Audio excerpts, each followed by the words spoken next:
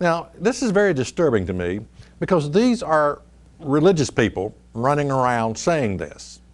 Well, the Bible tells me not to judge. And so my question today is, what does it mean to judge not, that you be not judged? Does it mean to stick your head in the sand and play dumb? Does it mean to think the best of people no matter what they do to you?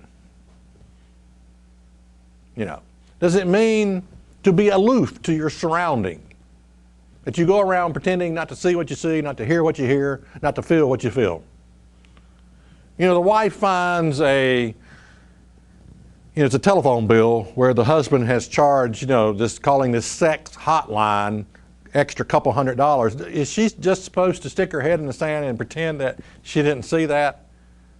That her husband is really, the Bible tells me not to judge. I guess I'm not supposed to judge. Here's the extra $200, sex hotline. I'm just supposed not to judge anything here. Is that what it means? Is being gullible a Christian virtue? How about this? Is being stupid a Christian virtue?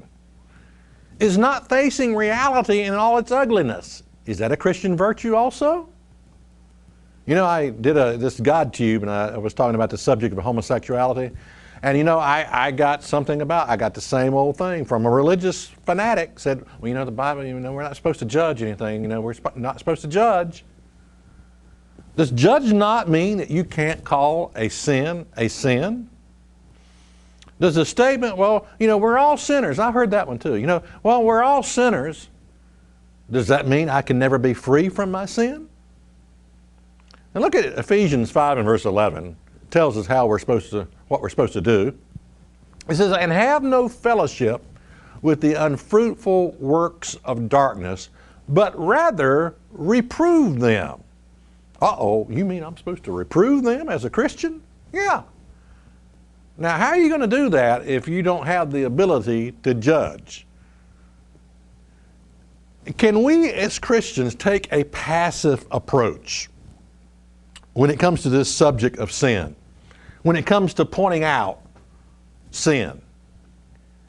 Are we supposed to just take a passive approach? Notice something Jesus said here in Mark 6 and verse 11. He says, and whosoever shall not receive you nor hear you when you depart thence, shake off the dust under your feet for a testimony against them. That's sort of a powerful statement. Jesus didn't say, well, just live the Christian example and hope someone figures out that you're a Christian. Just hope one day somehow it will dawn on them that you're a Christian. No, he didn't say that. It seems like to me that Jesus is telling us to take action. Jesus didn't say, well, don't point out people's sins because that would be judging. Notice Matthew 24 and verse 9. Then shall they deliver you up to be afflicted and shall kill you, and you shall be hated of all nations for my name's sake. Now my question is why?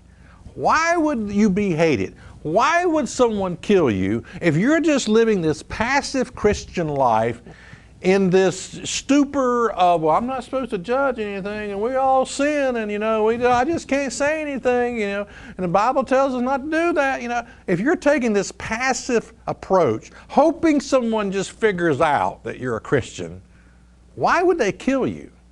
Why would you be hated? You ever thought about that? If you call yourself a Christian, what would cause anybody to hate you? Is that really in the Bible? What you think is in the Bible is not.